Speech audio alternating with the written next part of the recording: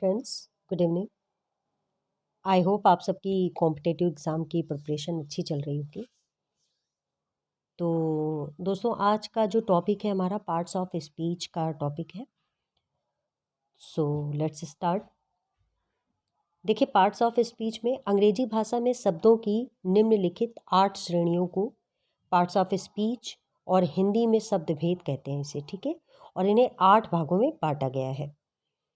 तो उसमें से आपका है, फर्स्ट है noun, pronoun, adjective, verb, adverb, preposition, conjunction and interjection, ठीक है। ये 8 आपके पार्ट्स ऑफ स्पीच हैं। देखिए, आपका जो सेंटेंस होता है तो सेंटेंस इन्हीं की हेल्प से हमारा तैयार होता है। छोटे छोटे जो शब्द रहते हैं, जैसे कि राम घर जाता है, तो ये जो भी हमारा सेंटेंस है ये इन्हीं की हेल्प से तैयार होता है। तो सबसे पहले अगर हम टेंसेस अच्छे से जानना चाहते हैं या आगे के टॉपिक्स तैयार करना चाहते हैं तो उसके लिए हमको ये अच्छे से तैयार होना चाहिए। ज़्यादा बड़ा टॉपिक नहीं है, अच्छा है, बहुत जल्दी समझ में आ जाएगा आप लोगों को। आई होप बस आप एंड तक ये वीडियो अगर देख लेंगे, सुन लेंगे ध्यान से, तो आपको पार्ट्स ऑफ स्पीच समझ में आ जाएंगे। तो देखिए, सबसे पहला आपका है नाउन, जो कि हम लोगों ने छोटे छोटे से ही पढ़ा है। तो इसकी डेफिनेशन क्या है, देखिए, a noun is a word that names a person, place, things, idea और क्वालिटी। इसको अलग अलग तरीके से ये परिभाषा आप लोगों को याद होगी, उसका कोई टेंशन नहीं है। बेसिकली बस हम लोगों को इतना ये पता होना चाहिए कि संज्ञा हम उसे कहते हैं जिसमें किसी व्यक्ति का नाम हो, पर्सन व्यक्ति हो, प्लेस हो, स्थान हो, वस्तुएं हो, विचार हो, ठीक है। तो इन सब चीज़ों को हम संज्ञा कहते हैं, नाउन कहते हैं। देखिए, यहाँ पे स्पष्टीकरण भी दिया हुआ है, अर्थात ऐसा शब्द है जो किसी व्यक्ति, स्थान, चीज, विचार या गुणवत्ता को नाम देता है, उसे संज्ञा कहते हैं। ये तो परिभाषा हो गई। देखिए, पर्सन में क्या क्या आता है, एग्जाम्पल देखिए, बॉय, टीचर, डॉक्टर, मदर, ये सब पर्सन में आता है। प्लेस में क्या आता है, कोई भी प्लेस हो सकता है, मियामी, सिटी, यूनाइटेड स्टेट्स। और थिंग में आपका क्या क्या आएगा, house, tree, bicycle, ice cream. Idea में आपका क्या आता है, ट्रुथ, इल्यूजन, फैंटेसी, ठीक है। कोई भी विचार हो सकता है आपका, आइडिया, विचार, सच्चाई, झूठ, कुछ भी हो सकता है, ठीक है। क्वालिटी में आपका आ जाएगा ब्यूटी, लॉयल्टी, ब्रेवरी, ठीक है। जब हम किसी की तारीफ करते हैं तो ब्यूटीफुल बोलते हैं ना, तो ठीक उसी तरीके से ब्यूटी, लॉयल्टी, ईमानदारी, ब्रेवरी, बहादुरी। इसके आगे दिया हुआ है, संज्ञाएं वाक्य में कर्ता या क्रिया के कर्म यानी कि सब्जेक्ट, ऑब्जेक्ट के रूप या प्रीपोजिशन के कर्म के रूप में कार्य करती हैं। संज्ञाओं के टाइप्स भी दिए हुए हैं फ्रेंड्स। तो पहला टाइप्स है इसका कॉमन नाउन, ठीक है, जिसको हम लोग जातिवाचक संज्ञा के नाम से भी जानते हैं।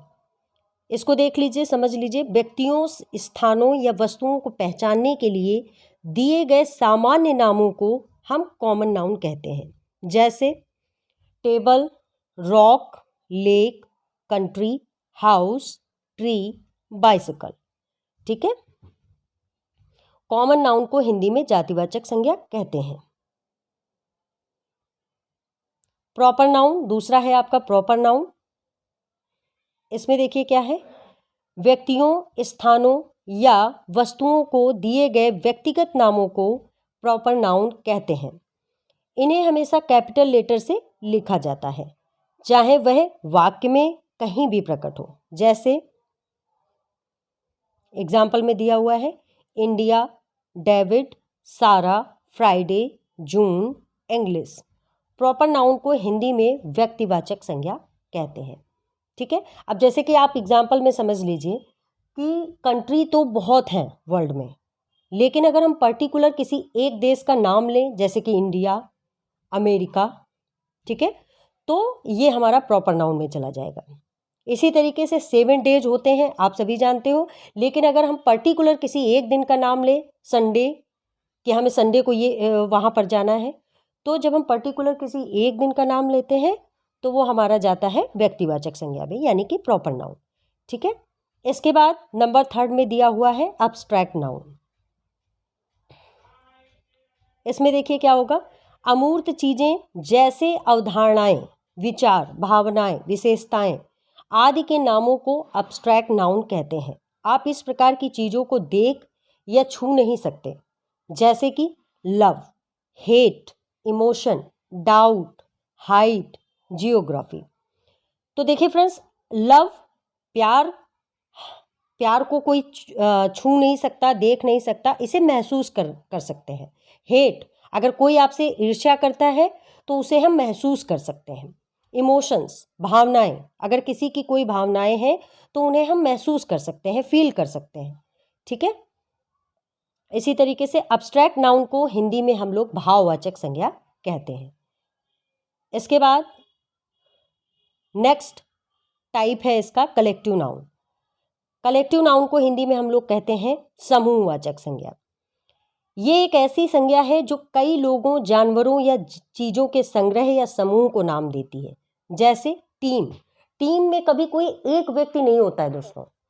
टीम जब भी होगी तो एक से ज्यादा व्यक्तियों की होगी।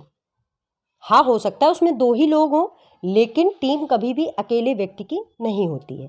तो यानी कि वो कई व्यक्तियों का ग्रुप होगा।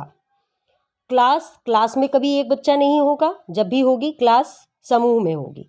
फैमिली, फैमिली में भी हमेशा मोर देन 1 मेंबर्स होते हैं। अ गैंग ऑफ थीव्स, चोरों का समूह।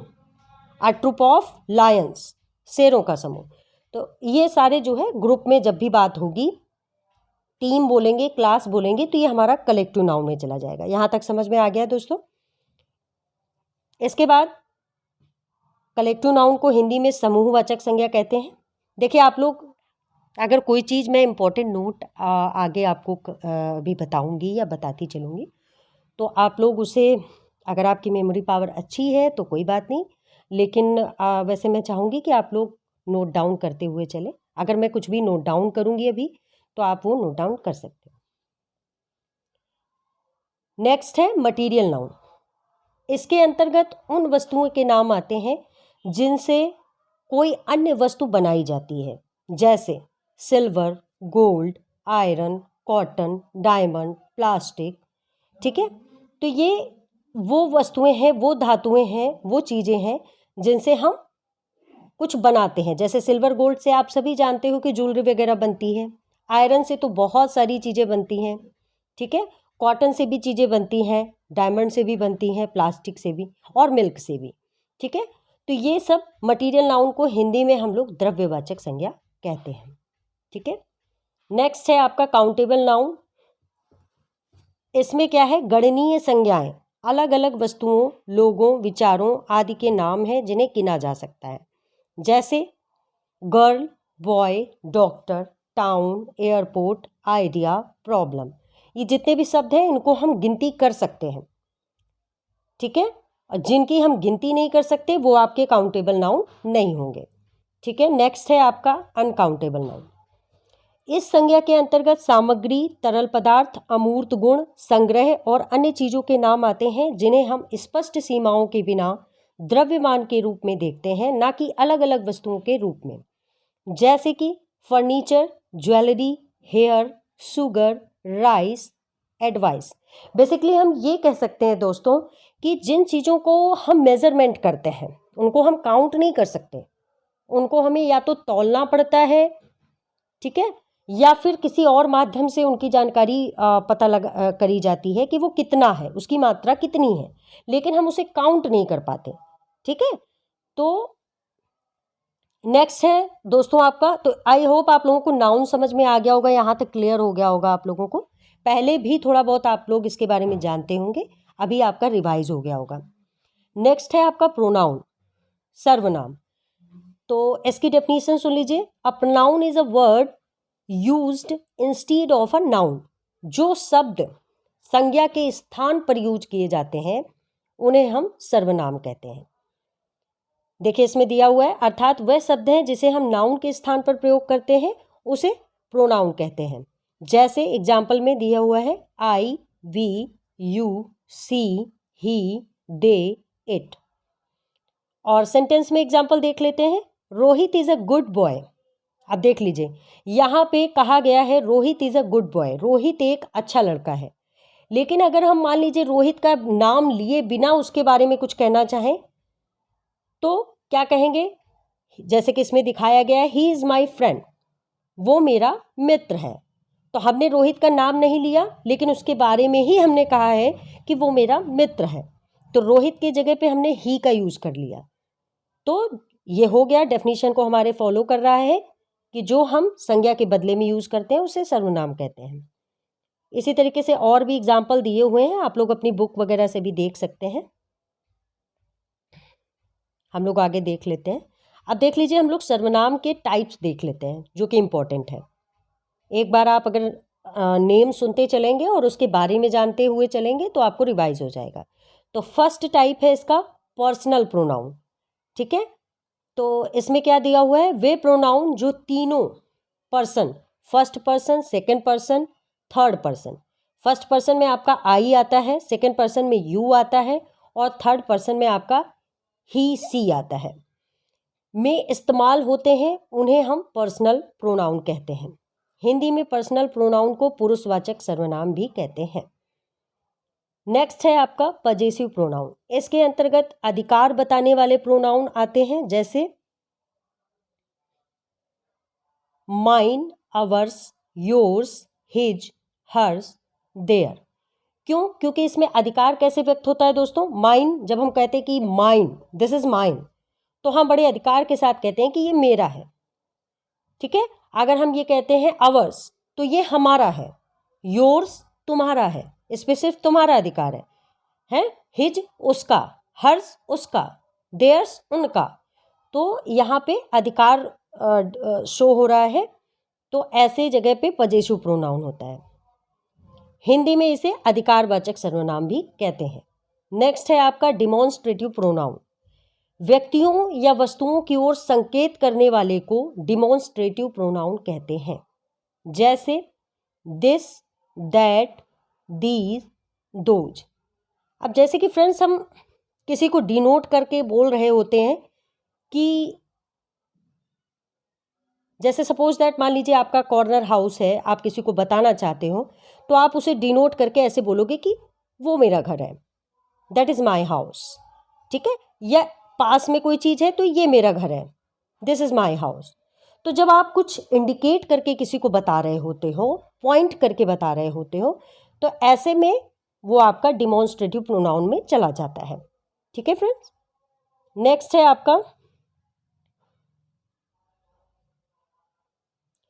है आपका डिस्ट्रीब्यूटिव प्रोनाउन। इसमें क्या होता है? इसके अंतर्गत each, either, neither, every, none, etcetera आते हैं। इसको हिंदी में विभाजक, इसमें तो व्यष्टि लिखा हुआ है दोस्तों, आपको अगर ये शब्द समझ में नहीं आ रहा है तो आप विभाजक भी बोल सकते हो।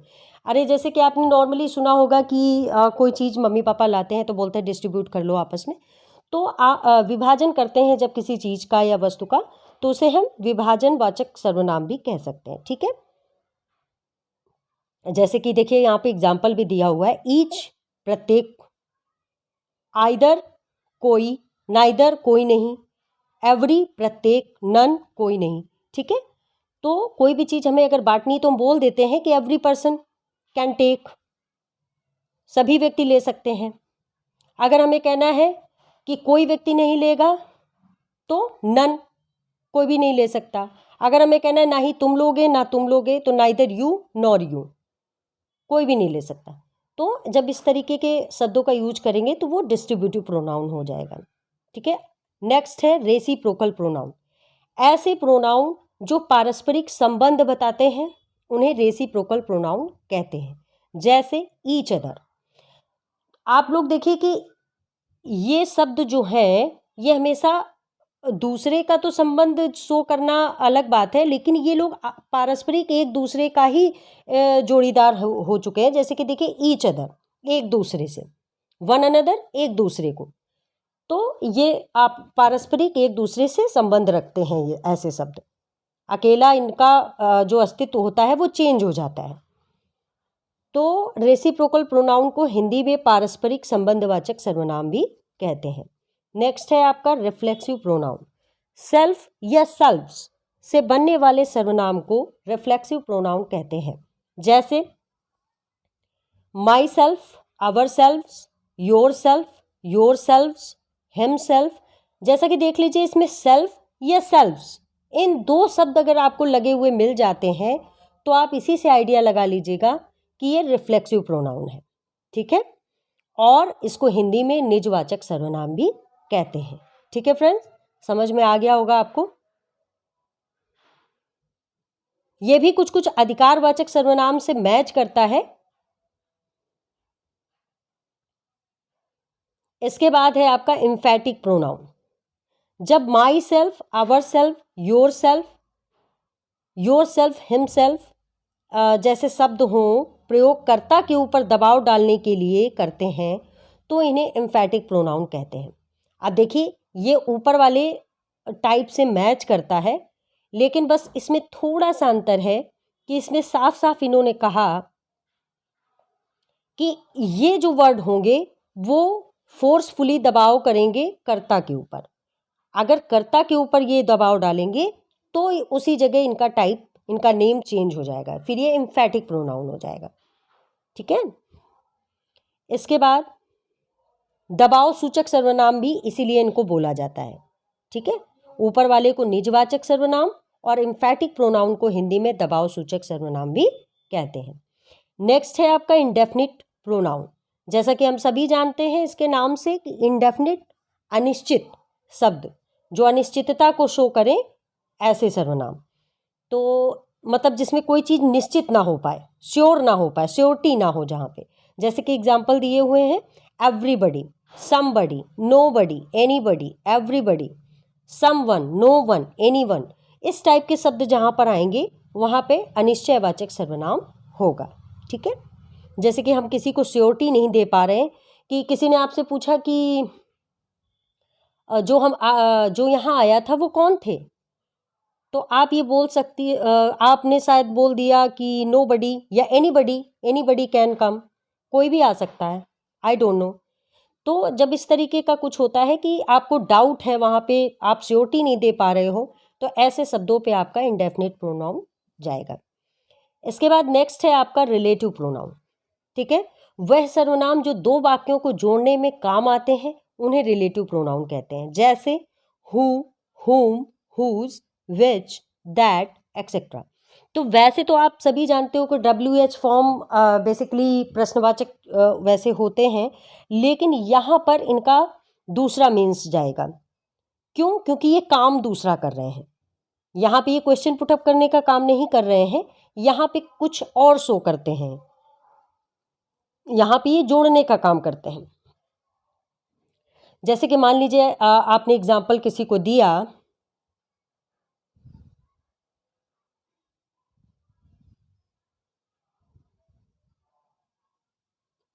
you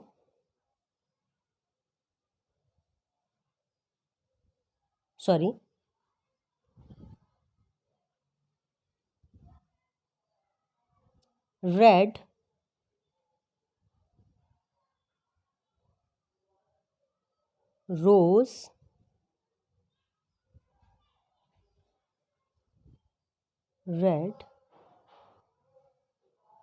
rose is mine। और दूसरा सेंटेंस क्या है? which you saw। यानी कि रेड रोज इज माइन, लाल गुलाब मेरा है जिसे तुमने देखा। तो वैसे ये दोनों सेंटेंस अलग अलग हैं। अगर देखा जाए, रेड रोज इज माइन, लाल गुलाब मेरा है, यहाँ से एक वाक्य खत्म हो गया। लेकिन जब हम ये कहते हैं कि जिसे तुमने देखा, तो ये दोनों सेंटेंस जो अलग अलग थे उसे हमने विच से ऐड कर दिया। Red rose is mine which you saw, जिसे तुमने देखा। तो फ्रेंड्स देखिए, इसका मतलब ये है कि भले ही वो क्वेश्चन वर्ड हैं, लेकिन अगर यहाँ पे इनका काम बदल जाता है, यहाँ पे ये जोड़ने का काम करते हैं, तो ऐसे में ये रिलेटिव प्रोनाउन कहलाएंगे। ठीक है फ्रेंड। नेक्स्ट है आपका इंटेरोगेटिव प्रोनाउन। वे सर्वनाम जिनसे प्रश्न पूछे जाते हैं उन्हें इंटेरोगेटिव प्रोनाउन। आ गई ना वही बात। देखिए फ्रेंड्स, यहाँ पे भी वही वर्ड्स हैं सेम WH वाले, लेकिन यहाँ पर ये जोड़ने का काम ना करके क्वेश्चन पुटअप करने का काम करते हैं, इसलिए यहाँ पर ये इंटेरोगेटिव प्रोनाउन कहलाएंगे। देखिए फ्रेंड्स, इंटेरोगेटिव प्रोनाउन को हिंदी में प्रश्नवाचक सर्वनाम कहते हैं, ये हम सभी जानते हैं। नेक्स्ट आपका आता है एडजेक्टिव, विशेषण। इसकी डेफिनेशन देख लेते हैं, परिभाषा देखते हैं। An adjective is a word that qualifies a noun और प्रोनाउन। मतलब एडजेक्टिव वह शब्द होता है जो किसी नाउन या प्रोनाउन की विशेषता प्रकट करता है। जैसे a good girl, a fast train, a tall boy. जैसे कि यहाँ पे हमने एक गर्ल की विशेषता बताई कि वो गुड है, अच्छी है। एक ट्रेन की विशेषता बताई कि वो फास्ट है, तेज है। एक बॉय की विशेषता बताई कि वो टॉल है, लंबा है। तो जब भी हम संज्ञा या सर्वनाम की विशेषता बतलाते हैं, यानी कि नाउन प्रोनाउन की विशेषता बतलाते हैं, तो ऐसे में वो विशेषण कहलाता है, एडजेक्टिव कहलाता है। स्पष्टीकरण में भी देखिए वही दिया हुआ है। इसके बाद अब आपका आता है काइंड ऑफ एडजेक्टिव। एडजेक्टिव के निम्नलिखित 10 प्रकार यहाँ पे दिए हुए हैं, आइए देख लेते हैं फटाफट। फर्स्ट है क्वालिटेटिव एडजेक्टिव। उसके नाम से देखिए, कभी भी फ्रेंड्स अगर कोई नाम दिया होता है तो हम कहीं ना कहीं उसका जो मीन्स है, परिभाषा है, उसके नाम से ही हम लोग फाइंड कर सकते हैं। तो क्वालिटी, किसी की क्वालिटी क्या होती है? क्वालिटी गुण, तो इसको हम गुणवाचक विशेषण कह सकते हैं। ऐसे एडजेक्टिव जो किसी व्यक्ति या वस्तु के रूप, रंग, आकार, प्रकार, गुण, दोष आदि के गुणों का उल्लेख करता है, वर्णन करता है, उसे हम क्वालिटेटिव एडजेक्टिव कहते हैं। जैसे a beautiful girl, a brave boy, a white goat, hot water. ठीक है। नेक्स्ट देख लेते हैं प्रॉपर एडजेक्टिव। ऐसे एडजेक्टिव जो प्रॉपर नाउन से बनते हैं उन्हें प्रॉपर एडजेक्टिव कहते हैं। जैसे Indian police, American embassy, Italian company. Next है आपका क्वांटिटेटिव एडजेक्टिव। थर्ड है आपका, तो देखिए जैसे क्वांटिटेटिव से ही पता चल रहा है कि क्वांटिटी, किसी चीज की क्वांटिटी कितनी है। आपसे कोई मान लीजिए आप घर पे चीनी लाए हो, तो आपसे पूछा जाएगा कितनी क्वांटिटी में लाए हो। ठीक है, तो आप बताओगे 1 kg 2 kg। तो क्वांटिटी अर्थात मात्रावाचक विशेषण भी बोल सकते हैं। ऐसे एडजेक्टिव जो किसी वस्तु की क्वांटिटी, मात्रा, वजन का बोध कराते हैं उन्हें क्वांटिटेटिव एडजेक्टिव कहते हैं। जैसे मच, लिटिल, नो, नन, सम, एनी, इनफ, सफिशिएंट, होल। ये एडजेक्टिव हमेशा सिंगुलर नंबर में अनकाउंटेबल नाउन के लिए प्रयोग किए जाते हैं। हाँ देख लीजिए, इसमें इंपॉर्टेंट नोट क्या है कि अनकाउंटेबल नाउन के लिए ही यूज होगा, जिनकी हम गिनती ना कर सकें। या तो हम उनका मेजरमेंट कर सकते हैं, तौल सकते हैं। ठीक है, ये जिस नाउन को क्वालिफाई करते हैं उसे हमेशा सिंगुलर में होना चाहिए। इसके बाद है न्यूमेरिकल एडजेक्टिव। ऐसे एडजेक्टिव जो नंबर, संख्या का बोध कराते हैं उन्हें न्यूमेरिकल एडजेक्टिव कहते हैं। जैसे 1 2 3 etcetera, first second third etcetera, many, few, several. ये एडजेक्टिव हमेशा काउंटेबल नाउन के साथ प्रयोग किए जाते हैं। जस्ट उसका अपोजिट, वो अनकाउंटेबल नाउन और ये काउंटेबल नाउन, जिनकी हम गिनती कर सके, गणना कर सके, तो इसे हम संख्यावाचक विशेषण भी कह सकते हैं। इसके बाद नेक्स्ट है आपका डेमोन्स्ट्रेटिव एडजेक्टिव। ऐसे एडजेक्टिव जो किसी व्यक्ति या वस्तु की ओर संकेत करते हैं उन्हें डेमोन्स्ट्रेटिव एडजेक्टिव कहते हैं। जैसा कि अभी अभी हम लोगों ने डेमोन्स्ट्रेटिव प्रोनाउन पढ़ा था, वहां पर फर्क इतना है कि प्रोनाउन की जगह पर था, प्रोनाउन का काम कर रहा था। ठीक है, संज्ञा के बदले में बोला जा रहा था। इंडिकेशन वहां पे भी हो रहा था, लेकिन वहां पे वो संज्ञा के स्थान पर था। और यहाँ पे भी इंडिकेशन हो रहा है, लेकिन यहाँ पे ये एडजेक्टिव की जगह पर है। ठीक है, तो इन्हें हम डेमोन्स्ट्रेटिव एडजेक्टिव बोलेंगे। यहाँ पे भी पॉइंट आउट किया जाएगा, this is my house, that is your house, these are my friends, those are your friends. ठीक है, इस तरीके से। नेक्स्ट है डिस्ट्रीब्यूटिव एडजेक्टिव। ऐसे एडजेक्टिव जो व्यक्तियों या वस्तुओं का एक एक करके या एक एक समूह करके अलग अलग बोध कराते हैं उन्हें डिस्ट्रीब्यूटिव एडजेक्टिव कहते हैं। जैसे ईच, एवरी, आइदर, नाइदर। ठीक है। अगर हम किसी को बता रहे हैं कि भाई हम घूमने जा रहे हैं, तो आपसे कोई पूछ सकता है कि कौन कौन जा रहा है, तो हम कह सकते हैं एवरीवन कैन गो, ठीक है। या फिर हम कह सकते हैं कि आइदर यू गो और यू गो, या तो आप जा सकते हैं या फिर आप जा सकते हैं, ठीक है। या फिर हम किसी से ये भी कह सकते हैं neither you are going neither you. तो हम मतलब कुल मिला के हम ये क्लैरिफाई कर सकते हैं, या तो हम किसी एक पर्टिकुलर व्यक्ति को बोल सकते हैं या किसी एक समूह को बोल सकते हैं। इसके बाद नेक्स्ट है इंटेरोगेटिव एडजेक्टिव। ऐसे एडजेक्टिव जो प्रश्न पूछने के काम आते हैं उन्हें इंट्रोगेटिव एडजेक्टिव कहते हैं। ये वेरी सिंपल है, ये आप सभी जानते हो। एग्जाम्पल में व्हाट, विच, हुज। इसके बाद है आपका पजेसिव एडजेक्टिव। ऐसे एडजेक्टिव एडजेक्टिव्स, सॉरी गाइज यहाँ पे गलत लिखा हुआ है, ऐसे एडजेक्टिव जो संबंध का बोध कराते हैं उन्हें पजेसिव एडजेक्टिव कहते हैं। जैसे my, our, your, his, her, its, their, ठीक है फ्रेंड। इनका प्रयोग हमेशा नाउन से पहले होता है।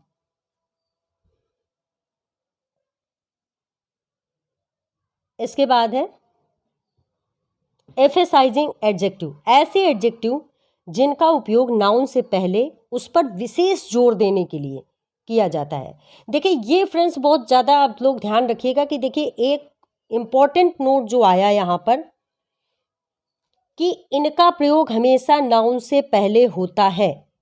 ये चीज़ आप फ्रेंड्स ध्यान दीजिएगा,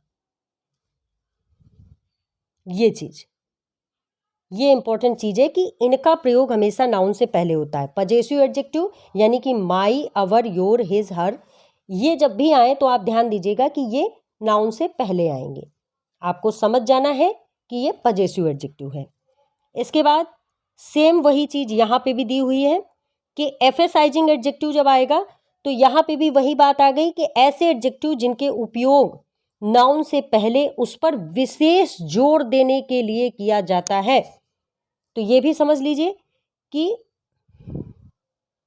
साफ साफ इसमें दिया हुआ है कि नाउन से पहले उस पर विशेष जोर देने के लिए किया जाता है, उन्हें एम्फेसाइजिंग एडजेक्टिव कहते हैं। जैसे कि ओन, वेरी।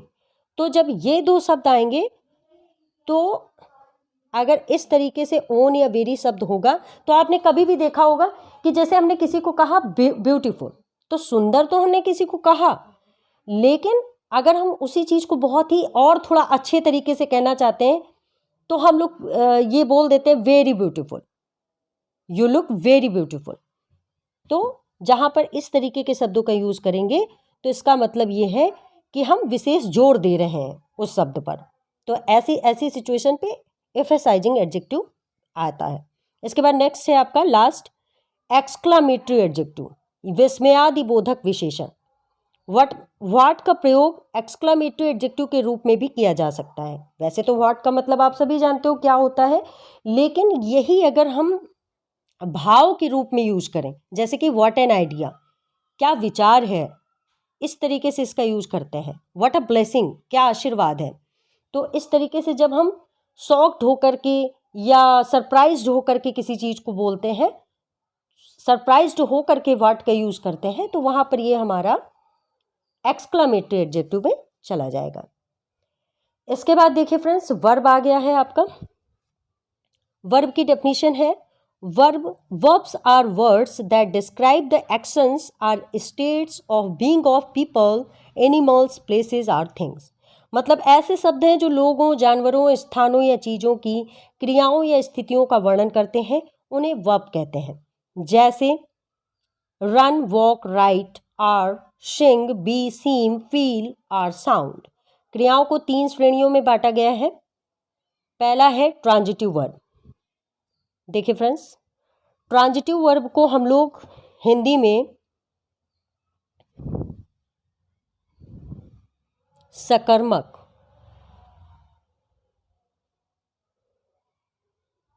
क्रिया भी कहते हैं, ठीक है।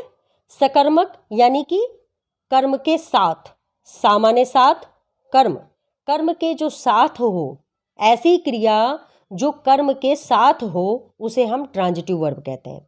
ये तो हिंदी में समझाया मैंने। इसके बाद ये क्रियाएं कार्य का वर्णन करती हैं जो किसी व्यक्ति या वस्तु के साथ घटित हो रही हैं।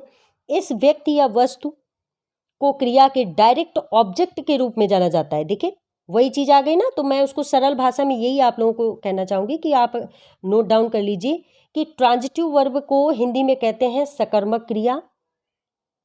ऐसी क्रियाओं के साथ कर्म का होना आवश्यक है। ठीक है, एग्जाम्पल में देख लीजिए, चाहे लिखा हुआ है he is reading a book, पढ़ रहा है, वह पढ़ रहा है एक किताब, वह किताब पढ़ रहा है। ठीक है, तो जब इस तरीके का सेंटेंस है तो कर्म है इसके साथ, बुक हमारा क्या है, ऑब्जेक्ट है। ठीक है, नेक्स्ट है आपका, यहां पर पढ़ने का कार्य पुस्तक पर घटित हो रहा है। देखिए स्पष्टीकरण दिया हुआ है, इसलिए रीडिंग एक ट्रांजिटिव वर्ब है और बुक उसका डायरेक्ट ऑब्जेक्ट है। फिर से एक बार इसको देख लीजिए, ये बहुत इंपॉर्टेंट है, इसको आप लोग ध्यान रखिएगा। यहां पर पढ़ने का कार्य पुस्तक पर घटित हो रहा है, इसलिए रीडिंग एक ट्रांजिटिव वर्ब है और बुक उसका डायरेक्ट ऑब्जेक्ट है। ठीक है, कुछ ट्रांजिटिव वर्ब्स निम्नलिखित हैं, जैसे कि वॉच, ईट, सेंड। ठीक है, नेक्स्ट है आपका इनट्रांजिटिव वर्ब। इसको हिंदी में हम लोग अकर्मक क्रिया भी बोलते हैं। ठीक है, अकर्मक, जैसे कि इसके नाम से ही पता चल रहा है, आ माने बिना, कर्म माने कर्म, कर्म के बिना, जिसमें कर्म का हमें आवश्यकता नहीं है, जिसका क्रिया का प्रभाव सीधा कर्ता पर पड़ता है, कर्म पर नहीं पड़ता, ऐसी क्रियाओं को इनट्रांजिटिव वर्ब भी बोलते हैं।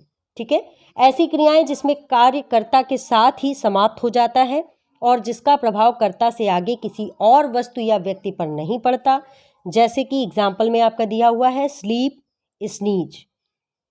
देखिए ट्रांजिटिव और इनट्रांजिटिव वर्ब के संबंध में एक बात याद रखना आवश्यक है, अधिकांश वर्ब्स अपने आप में ट्रांजिटिव या इनट्रांजिटिव नहीं होती हैं, बल्कि यह उनके प्रयोग पर निर्भर करता है कि हम उनका प्रयोग किस तरह से कर रहे हैं। अर्थात आप इनट्रांजिटिव वर्ब को ट्रांजिटिव वर्ब की तरह और ट्रांजिटिव वर्ब को इनट्रांजिटिव वर्ब की तरह प्रयोग कर सकते हैं।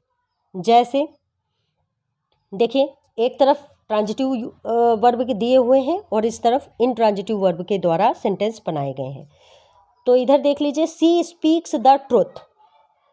लेकिन एक चीज सभी में आप कॉमन देखिएगा कि ट्रांजिटिव वर्ब की तरफ जितने भी सेंटेंसेज हैं सब में ऑब्जेक्ट जरूर होगा, और लेकिन जब दूसरी तरफ आप देखेंगे इनट्रांजिटिव यूज में तो यहाँ पे ऑब्जेक्ट आपको मिसिंग होगा, ऑब्जेक्ट यहाँ पे नहीं मिलेगा। जैसा कि देखिए आप लोग, सी स्पीक्स द ट्रुथ, वो सत्य बोलती है, तो यहाँ पे जो ट्रुथ है वो क्या है, ऑब्जेक्ट है। इसके बाद please ring the bell, bell बजाइए, कृपया बेल बजाइए, तो बेल बजाई जा रही है, घंटी बजाई जा रही है, तो घंटी आपका ऑब्जेक्ट है। आई रीड अ बुक, मैं किताब पढ़ता हूँ, किताब यहाँ पर ऑब्जेक्ट है। इसी तरफ दूसरी तरफ देखिए आपको ऑब्जेक्ट मिसिंग मिलेगा। सी स्पीक्स सॉफ्टली, वो सॉफ्ट बोलती है, मधुर बोलती है। द बेल रिंग्स, घंटी बजती है। देखिए यहाँ पे बेल जो था वो ऑब्जेक्ट में था, बट यहाँ जो बेल है वो सब्जेक्ट में है। ये जो आप देख रहे हो ये सब्जेक्ट है, यहाँ पे जो द बेल दी हुई है वो सब्जेक्ट है।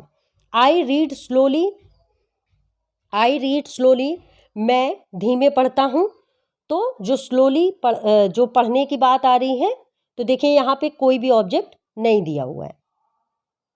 इसी तरीके से थर्ड पार्ट है आपका वर्ब का ऑक्सिलरी या फिर मॉडल वर्ब जिसे बोलते हैं। ऐसी क्रियाएं जो मुख्य क्रिया की टेंस या मूड बनाने में सहायता करती हैं और ऐसा करने में उनका अपना मुख्य क्रिया का महत्व समाप्त हो जाता है, ऑक्सिलरी मॉडल वर्ब उन्हें कहते हैं। जैसे I have watched this movie, तो ये देखिए वैसे तो मुख्य क्रिया यहाँ पे वॉच है, वॉच्ड यानी कि देखना, लेकिन ये जो हैव आप देख रहे हो, ये अगर ये ना होता तो हमें पता नहीं चलता कि ये किस सेंटेंस को डिनोट कर रहा है। तो इसलिए हैव यहाँ पर मॉडल वर्ब है। इस वाक्य में हैव ऑक्सिलरी वर्ब है या फिर मॉडल वर्ब है, आप दोनों कह सकते हो। और जो वॉच्ड है वो प्रिंसिपल वर्ब है या फिर मेन वर्ब है। इसमें हैव ने प्रेजेंट परफेक्ट टेंस बनाने में सहायता की है। ऐसा करने में हैव का अपना मुख्य क्रिया का रूप समाप्त हो जाता है। सॉरी। अंग्रेजी भाषा में निम्नलिखित ऑक्सिलरी मॉडल वर्ब्स यहाँ पे दिए हुए हैं। ये आप सभी जानते हैं, चाहे तो आप इसका स्क्रीनशॉट ले सकते हो। ये जितने भी यहाँ दिए हुए हैं,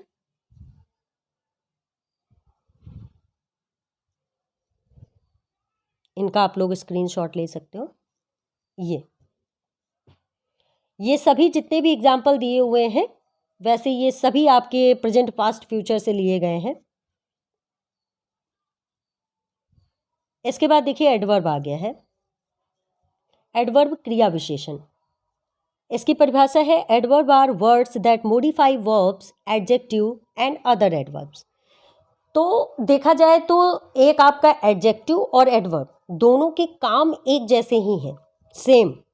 वो भी विशेषता बतलाते हैं, ये भी विशेषता बतलाते हैं, लेकिन वो संज्ञा और सर्वनाम की विशेषता बतलाते हैं और ये बाकी रेस्ट ऑफ जितने भी बचे हुई चीज़ें हैं, जैसे कि आपका क्रिया हो गया, ठीक है, या दूसरा क्रिया विशेषण सेंटेंस में दिया हुआ है, ये उसकी भी विशेषता बताता है और विशेषण की भी विशेषता बतलाता है।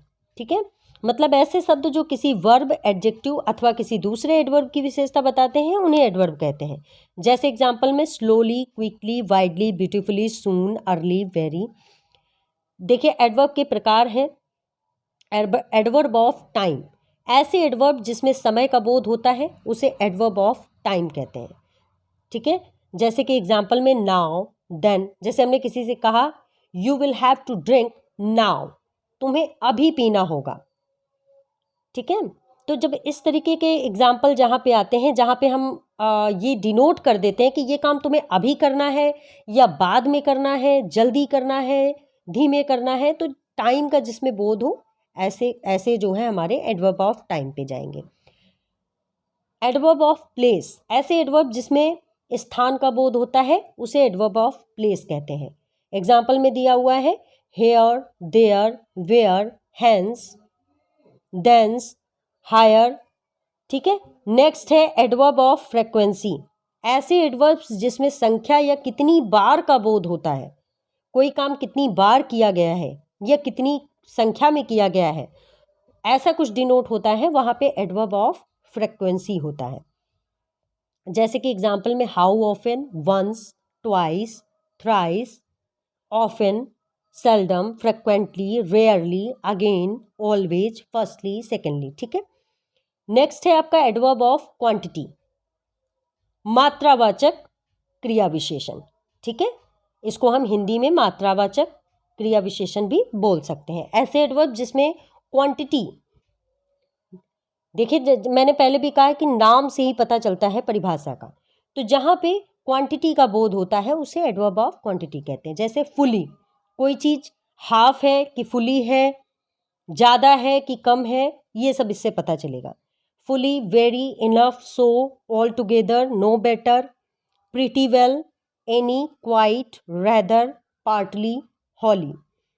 नेक्स्ट है एडवर्ब ऑफ मैनर, जहाँ पे तरीके का पता चले, ऐसा क्रिया विशेषण जहाँ पे व्यवहार का पता चले कि कैसा उसका व्यवहार है, कैसा उसका आचरण है, ऐसे शब्द एडवर्ब ऑफ मैनर कैटेगरी में जाते हैं। जैसे कि क्लियरली, जैसे कि ही स्पीक्स क्लियरली, वो क्लियरली बोलता है। साउंडली, स्ट्रांगली, ब्रेवली, हार्ड, दस, सो। ठीक है, cowardly, slowly, quickly, actively, fast, nobly, proudly। Next है एडवर्ब ऑफ रीजन, जो एडवर्ब कारण का बोध कराते हैं उसे एडवर्ब ऑफ रीजन कहते हैं। जैसे owing to, due to, consequently, hence. ठीक है,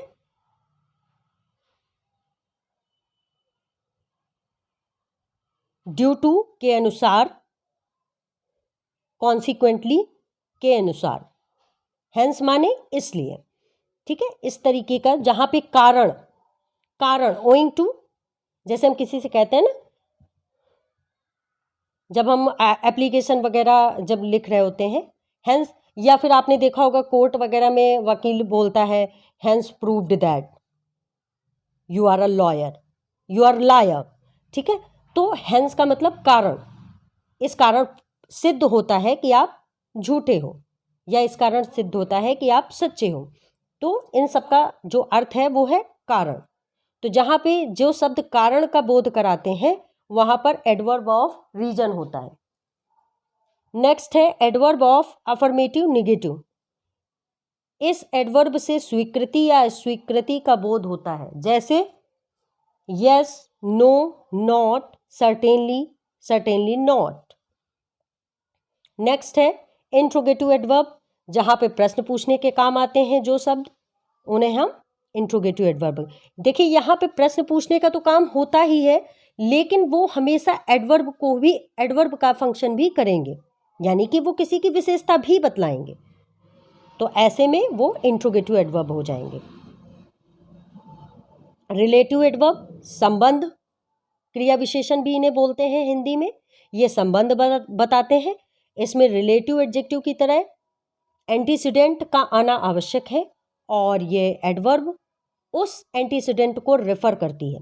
यदि इससे एंटीसीडेंट पहले नहीं आया है तो वह रिलेटिव एडवर्ब ना हो करके इंट्रोगेटिव एडवर्ब हो जाएगी।